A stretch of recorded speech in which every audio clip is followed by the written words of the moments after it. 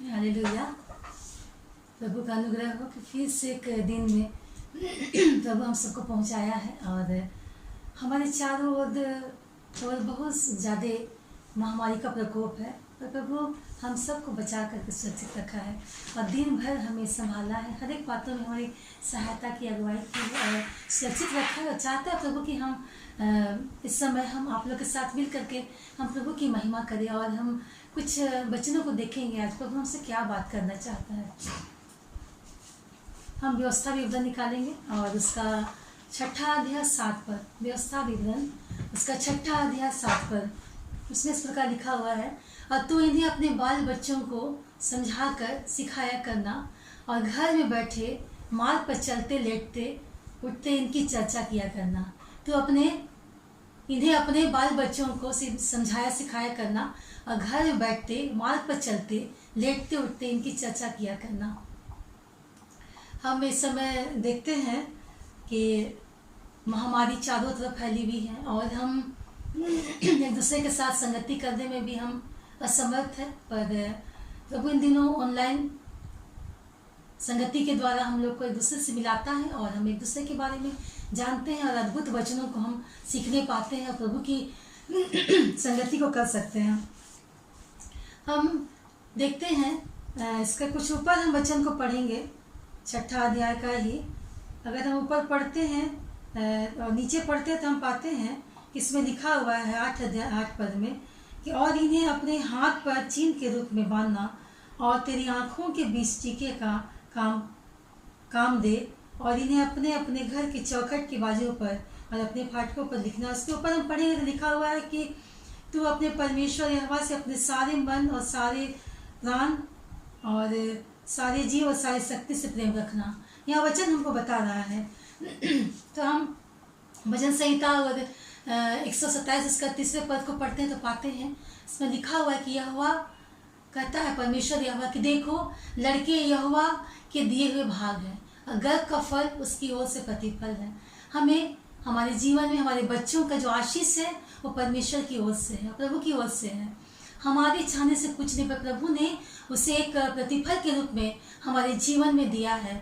तो हम माता पिता अक्सर अपने बच्चों के लिए हर समय उन सही बातों को हम बच्चों के लिए सोचते हैं और करना चाहते हैं और हर समय हम उन बातों को सोचते हैं, चिंतित रहते हैं, परेशान रहते हैं कि हमारे बच्चों को सही कपड़ा, सही स्कूल, सही बाइक, अच्छे दोस्त और सही उपहार और अच्छे कार और सही काम और उनको सही स्कूल और कॉलेज और इतना तक कि अगर वे बड़े होते हैं उनके भविष्य को संवारने के लिए हम लोग एक अच्छी पति पत्नी हम चाहते हैं कि उन बच्चों के जीवन में आए और हम चाहते हैं कि उनका घर भी बहुत अच्छा घर हो और सही घर हो।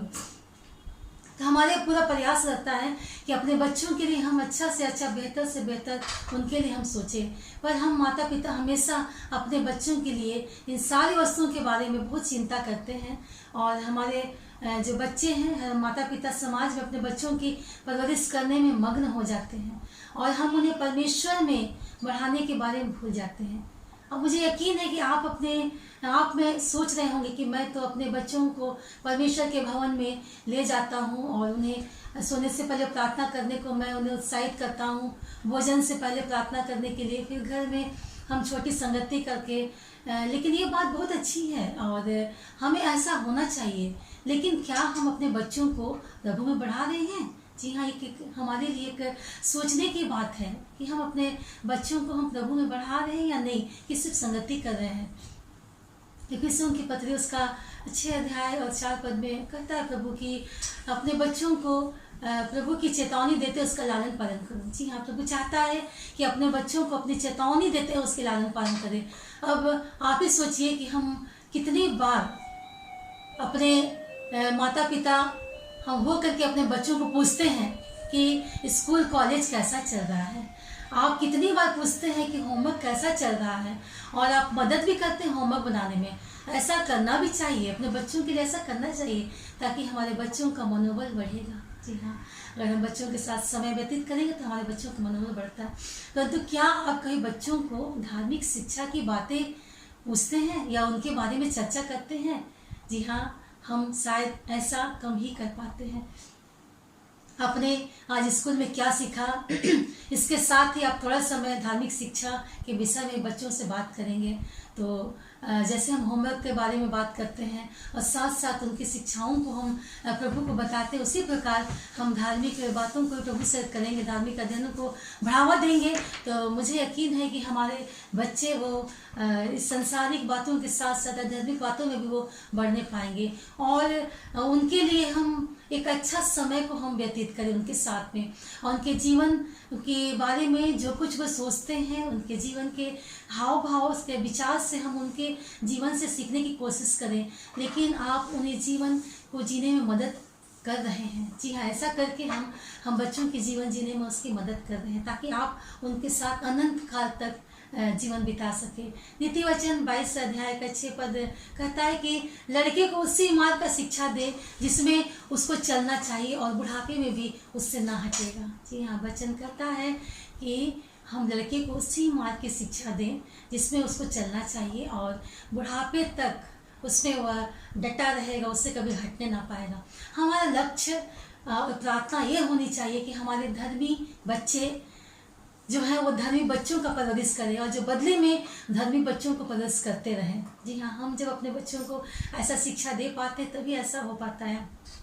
दूसरा तिमोथी उसका दूसरा अध्याय का 2 पद में देखते हैं। दूसरा तिमोथी उसका दूसरा अध्याय का 2 पद में हमें वचन बताता है कि जो बातें तूने बहुत से गवाहों के संबंध में उसके सामने में जो मुझसे सुनी थी और कही थी, और वो विश्वासी मनुष्य को सौंप दिए थे जो दूसरों को भी सिखाने के योग्य है। यहाँ जिन बातों को आपने किन्हीं के द्वारा, हम अपने पुरोहित के द्वारा, अपने हम वचन के द्वारा, पवित्र शास्त्र के द्वारा जिन बातों को हमने सुना, पढ़ा और उस पर विश्वास के लिए हम अपने आप को समर्पित करते हैं, और होना चाहिए कि हम अपने साथ साथ दूसरों को भी सिखाने में सक्षम हों।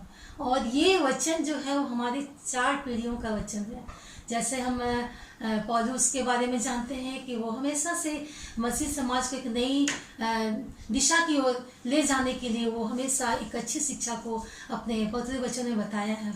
तो हम देखते हैं कि पौलुस, तीमुथियुस और एक वफादार आदमी और अन्य भी जो हमारे परिवार में एक बहुपीढ़ी के रूप में हम लोग परमेश्वर के शिष्य बनने का जो लगातार एक प्रक्रिया है, उसको हम लोग अपने जीवन में उसको हम पूरा कर रहे हैं। तो माता पिता की जिम्मेदारी ये होनी चाहिए कि आपको पहले उन्हें अपने जीवन में, हमको परमेश्वर के वचन को जानना अनिवार्य है। जी हाँ, हमको चाहिए कि हम अपने जीवन में पहले परमेश्वर के वचन को हम जानें, उसको सीखें। प्रभु से प्रेम करने के लिए वचन को जानना होगा। हम मरकुस उसका 7 अध्याय का 21 से 23 पद में हम पढ़ते तो पाते हैं, उसमें लिखा हुआ, जब हम वचन में पढ़ेंगे तो लिखा हुआ, क्योंकि भीतर से अर्थात मनुष्य के मन से बुरे बुरे विचार जैसे व्यभिचार, चोरी, हत्या, परस्त्रीगमन, लोभ, दुष्टता, छल, लुचपन, कुदृष्टि अर्थात बुरी दृष्टि, निंदा, अभिमान और मूर्खता निकलती है। यह सब बुरी बातें ये भीतर जा करके, ये भीतर से निकलती है, हमारे जीवन में निकलती है और हमारे पूरे जीवन को, मनुष्य को पूरी तरह से अशुद्ध कर देती है।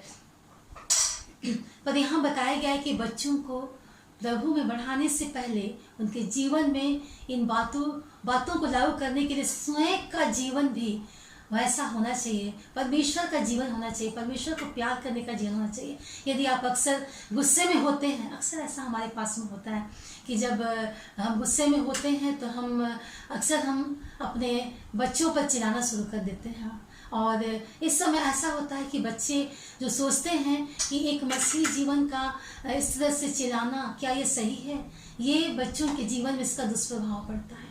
तो अपने धर्म के प्रति बच्चों की सोच को बदलने की आवश्यकता है।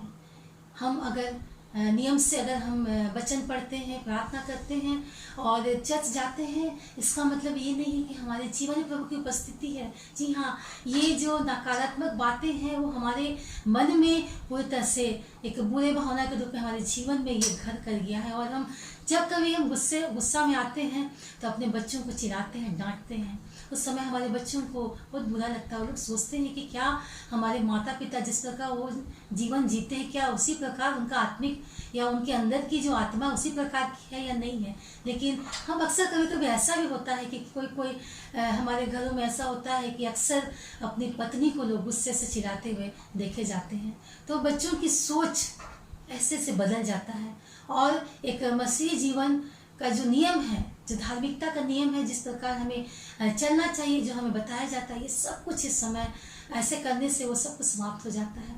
हम गलातियों की पत्री उसका 5 अध्याय का 22 से 23 तक पढ़ते हैं तो उसमें पाते हैं कि लिखा हो कि आत्मा का फल क्या होना चाहिए। जी हाँ, पवित्र शास्त्र में हमें बताता है, गलातियों की पत्री उसका 5 अध्याय उसका 22 से 23 पद में हम पाते हैं कि आत्मा का फल क्या होना चाहिए, अर्थात मेल, प्रेम, आनंद, शांति, धीरज, कृपा, भलाई, विश्वास, नम्रता और संयम। जी हाँ, ये सारे आत्मा के फल हैं। अगर हमारे जीवन में प्रेम नहीं है तो कुछ भी नहीं है, आनंद नहीं तो कुछ भी नहीं है, शांति नहीं तो कुछ भी नहीं है, जी हाँ, धीरज नहीं तो कुछ भी नहीं है, और कृपा नहीं है तो कुछ भी नहीं है। उसी प्रकार अगर भलाई, नम्रता और विश्वास और संयम नहीं है तो हमारे जीवन में कुछ भी नहीं है। ऐसे ऐसे कामों के विरोध में भी कोई भी व्यवस्था नहीं है। जी हाँ, ये हमारे जीवन को बता रहे कि हमारे अंदर जो फल है वो होना बहुत अनिवार्य है। माता पिता का जीवन इन आत्मा के फल और उनके जीवन से प्रदर्शित होना चाहिए। जी हाँ, ये फल को माता पिता के जीवन में अपने बच्चों के सामने इस बात को प्रदर्शित करने की आवश्यकता है। इसलिए यदि आप अपने बच्चों को प्रभु का अनुसरण करना सिखाते हैं तो ईश्वर से प्रेम करना चाहिए, उसका वचन आपके दिल में होना चाहिए। लगातार प्रार्थना करें, आप यीशु मसीह के लिए अपना जीवन को समर्पित करें। वजह संहिता में देखते हैं 19 का 73 पद में लिखा हुआ है कि तेरे हाथों से मैं बनाया और रचा गया हूँ, मुझे समझ दे कि मैं तेरी आज्ञाओं को सुनूं। प्रभु कहता है हमारे लिए, प्रभु कह रहा है कि मैंने तेरे हाथों से तू मुझे बनाया है और मुझे रचा है, और तू मुझे समझ दे कि मैं तेरी आज्ञाओं को सीखूं, उसके अनुसार चलूं। आप अपने बच्चों को पूरी निष्ठा से सिखाएंगे। जब आप रास्ते में चलेंगे और जब आप उठेंगे, बैठेंगे, सोएंगे तो आप बच्चों से बात करें, ताकि आप इन शिक्षाओं को बच्चों के जीवन में, उनके गहराई में हम इसको बैठा सके। उसके जीवन में इन बातों को हम पूरी तरह से हम उसके जीवन के हर उठने बैठने, चलने फिरने, रहन सहन, हर बात में हम प्रभु के वचन को हम बता सकते हैं। इसलिए आप बच्चों के व्यवहारिक जीवन में इसको लागू करें। आप अपने परिवार के साथ बातचीत करने के लिए घर में समय नहीं। जी हाँ, ये आज हमारे परिवार के लिए एक बहुत ही एक दुखद बात है कि हम अपने बच्चों को या अपने परिवार में हम समय हम नहीं दे पाते। हमारे पास समय का बहुत अभाव है। अपने संसारिक कार्यों की वजह से, बहुत सारी व्यस्तता की वजह से हम अपने परिवार को समय नहीं दे पाते हैं, और हमको समय देना है अपने परिवार के लिए। जी हाँ, अपने बच्चों के लिए हमें समय देना। उस समय जब हम घर में होते हैं तो हम ध्यान दें कि हम उस समय सिर्फ हम अपने बच्चों से बातचीत करें। हम उनके बारे में जानें कि हमारे बच्चे हम क्या चाहते हैं, बच्चों का जीवन में क्या चल रहा है। और उस समय हमें टीवी तो बिल्कुल ही बंद कर देना चाहिए। और हम अपने परिवार के रूप में इतने व्यस्त हैं कि हम अपना रूटीन को हमको बदलने की आवश्यकता है। उस समय हमको बाइबल के कुछ हिस्सों को हमें पढ़ना चाहिए, बच्चों को प्रार्थना के द्वारा उन्हें बताना चाहिए। और छोटे बच्चे अगर हमारे पास में है तो उन्हें हम छोटे छोटे दृष्टांतों के बारे में, बाइबल की कहानियों के बारे में बता सकते हैं। और अगर बड़े बच्चे हैं तो हम उन्हें बाइबल के गूढ़ रहस्यों को बता सकते हैं। उनको बाइबल पढ़ने के लिए, हम अध्ययन करने के लिए उसको उकसा सकते हैं।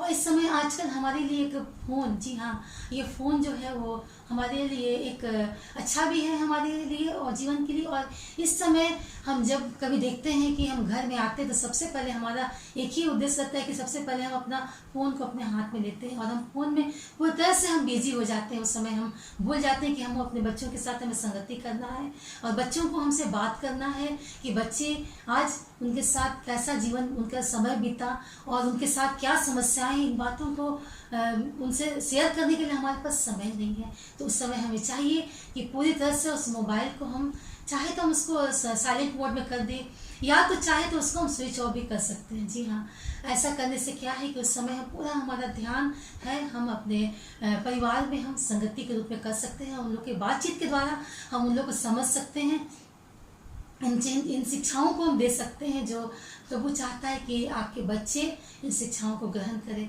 और जी हाँ, हमको इसके लिए काफ़ी मेहनत करना पड़ेगा, अपना रूटीन को पूरे से बदलना पड़ेगा, अपने आप को हमको ध्यान देना पड़ेगा। जी हाँ, और हमारा समाज है वो पुरुष प्रधान समाज, हम सब लोग जानते हैं। और आध्यात्मिक रूप से उनकी जिम्मेदारी होती है कि वो पूरे परिवार को, उनके बच्चों को परवरिश करें। जी हाँ, उनका काम है कि उनकी जिम्मेदारी है कि वह बच्चों का परवरिश करे, अपने परिवार का संचालन करे।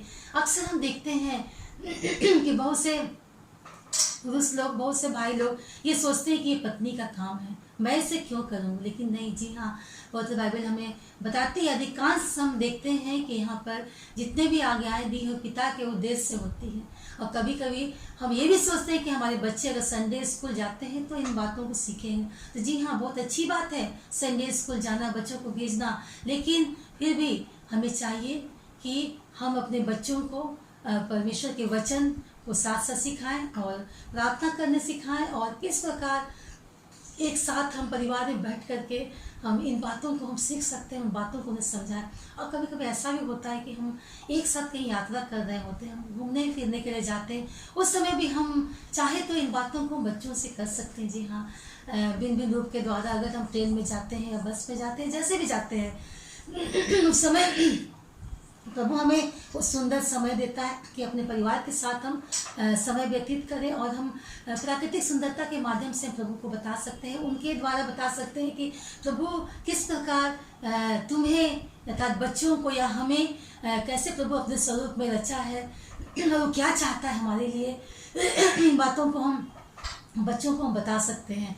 और हमें चाहिए कि उनके साथ साथ हम उनके प्रार्थना के जीवन में उनकी अगुवाई करें।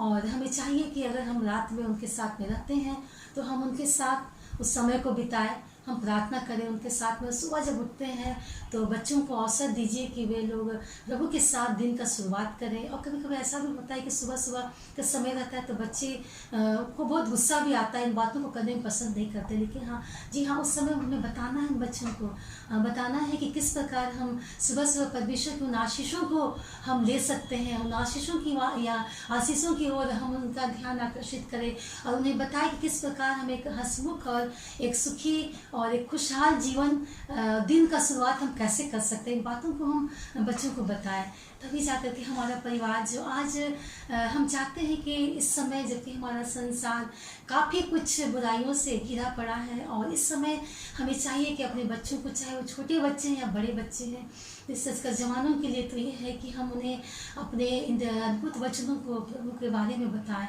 शिक्षा दें कि किस प्रकार प्रभु चाहता है कि हम उसके साथ साथ संगति करें और हमारे बच्चे भी संगति करें। और जिस प्रकार हम देखते हैं कि व्यवस्था विवरण में पाते हैं, उसका 11 अध्याय का 21 पद में हम पाते हैं, इसमें लिखा हुआ है, इस वचन के साथ प्रभु एक प्रतिज्ञा भी जोड़ा हुआ है। जी हाँ, इस वचन के साथ अगर हम प्रभु के वचन को, बच्चों को, उसकी शिक्षाओं को, आज्ञाओं को हम अगर मानना सिखाते हैं, समझाते हैं उसको, किस प्रकार घर में उठना बैठना, मार्ग में चलते समय, लेटते समय, हर बात में हम अगर इस वचन को, प्रभु की आज्ञाओं को हम चर्चा करेंगे, सिखाएंगे, तो प्रभु एक प्रतिज्ञा को दिया है। वो कहता है कि इसलिए कि जिस देश के विषय यहोवा ने तेरे पूर्वजों से शपथ खा कर कहा था कि मैं उसे तुम्हें दूंगा, उसमें तुम और तेरे बच्चे दीर्घायु हों, और जब तक पृथ्वी के ऊपर का आकाश बना रहे तब तक वे भी बने रहेंगे। जी हाँ, हालेलुया। अभी अद्भुत प्रतिज्ञा प्रभु हमारे बच्चों से किया, हमसे किया है। जी हाँ, वही प्रतिज्ञा है जो उन्होंने हमारे पूर्वजों से किया है, हमसे कर रहा है, और हमारे बच्चों से भी प्रतिज्ञा कर रहा है। तो जी हाँ, आज हमें चाहिए कि हम व्यस्तता से भरी हुई जीवन में भी हम चाहिए कि हम अपने बच्चों के साथ अपने कुछ समय को बिताएं, और कुछ समय को बिताएं तो हम उनकी बातों को भी सुने, उनकी परेशानियों को भी सुने, और साथ साथ हम प्रभु की जो अद्भुत जो आज्ञाएं हैं उसको हम बच्चों के जीवन में हम उसको घर करने के लिए हम पूरी तरह से हम अपने आप को समर्पित करें। क्योंकि वो बच्चे जो हमने पहले पढ़ा कि ये परमेश्वर जो है हमारे बच्चों को बहुत आशीष के रूप में हमारे घरों में दिया है। तो जी हाँ, इस आशीष को हम यूँ ही व्यर्थ बर्बाद होने ना दें, पर हम इन्हें पूरी तरह से हम प्रभु की शिक्षा में और उसके वचन में, उसकी आज्ञाओं में हम बढ़ाएं, ताकि हमारे बच्चे इस संसार की बुरी रीतियों से, संसार की चकाचौंध से बचे रहने पाए, और उनका जीवन सही में उस प्रतिज्ञा कि वे जीवन के साथ में ये जुड़ने पाए। जी हाँ, तो आज हमने देखा मिशा 6 अध्याय का 7 पद में जैसा वहाँ लिखा हुआ है कि तूने अपने बाल बच्चों को समझा कर सिखाया करना और घर में बैठे मार्ग पर चलते लेटते उठते बैठते इनकी चर्चा किया करना। जी हाँ, आज हम इन बातों को अपने जीवन में गांठ बांध दें, हम माता पिता को करके कि प्रभु के द्वारा हम उन्हीं शिक्षाओं को दें जो उनके लिए लाभकारी है, गुणकारी है और उनके जीवन के लिए ताज से आशीष को लाने वाला उन्हीं वचनों को हम दें। इस व्यस्तता के वजह में भी हम अपने जीवन को थोड़ा सा हम बच्चों के लिए देने पाए ताकि हमारे बच्चे इस अनंत आशीष को अपने जीवन में पा सकें। धन्यवाद करते प्रभु ने खुद वचन दिया है। ये वचन हम माता पिता के लिए है कि हम इस वचन को इन बच्चों के जीवन में डालें। ये हमारे लिए प्रभु एक योजना को बनाया है। वो चाहता है कि हम ऐसा करें अपने बच्चों के साथ में। आइए हम थोड़ी देर हम प्रभु से बात करें। धन्यवाद करते पिता परमेश्वर कि तूने अद्भुत वचन को दिया पिता परमेश्वर। हाँ प्रभु जी, तू चाहता है प्रभु जी कि आज के इस समय में प्रभु जी हम जबकि बहुत व्यस्तता के जीवन में जीते हैं पिता परमेश्वर, और प्रभु जी हमारे पास में समय का अभाव है प्रभु जी, और हम सचमुच है प्रभु जी हम कभी कभी ऐसा भी कर पाते हैं प्रभु जी कि अपने बच्चों से प्रभु जी हम बातचीत करने में प्रभु जी हमारे पास समय का अभाव होता है प्रभु जी, पर ऐसा ना होने दे प्रभु जी। होने दे प्रभु जी, ये व्यस्तता की वजह से भी प्रभु जी हम थोड़ा समय निकाल करके प्रभु जी अपने बच्चों के साथ उस समय को व्यतीत करें। हाँ प्रभु जी, अद्भुत समय होगा जब अपने बच्चों के साथ हम व्यतीत करेंगे प्रभु जी, उन्हें प्रभु जी उनके बारे में जानेंगे प्रभु जी कि उनके जीवन में वो क्या सोचते हैं, उनकी चाह क्या है, उनकी इच्छा क्या है और उनकी सोच और विचार क्या है प्रभु जी। और हम अपने उन शिक्षाओं के द्वारा प्रभु जी तू चाहता है प्रभु जी कि अपने बच्चों को हम सिखाए पिता परमेश्वर, ताकि प्रभु जी तो उस देश को देने का जो वायदा किया पिता परमेश्वर हमारे बच्चों को प्रभु जी वो देश तक हम प्रभु जी अपने बच्चों के साथ लंबे समय तक साथ साथ रहने पाए प्रभु जी। और इस संसार की हर चकाचौंध से, हर बुरी भावना से, हर ये सामाजिक कुरीतियों से प्रभु जी अपने बच्चों को हम बचा सके पिता परमेश्वर। तो दया करना, अनुग्रह करना पिता परमेश्वर। हम भारतवर्ष को भी तेरे हाथ में सौंप देते हैं प्रभु जी। हाँ पिता परमेश्वर, तो अपने बिदारी को ला प्रभु जी कि हर एक लोग पिता परमेश्वर अपने बच्चों को प्रभु जी सही मार्गदर्शन देने पाए प्रभु जी, और अपने बच्चों को वो बुरी बातों से हमेशा के लिए बचा करके सुरक्षित रखने पाए पिता परमेश्वर। तेरे नाम की महिमा होने पाए। हाँ पिता परमेश्वर, हर एक बातों को तेरे हाथों में सौंपते प्रभु जी। जबकि अब रात्रि आ चुकी है पिता परमेश्वर, अपने दूतों का बाड़ा बांध प्रभु जी कि हम सुरक्षित रहने पाए। कल के दिन फिर से हम प्रभु जी नए और ताजगी के साथ तेरी सेवा को, तेरी महिमा को कर सके। धन्यवाद करते तूने मेरी प्रार्थना को सुना है। प्रार्थना को प्रभु के नाम से मांगते हैं, आमीन और आमीन।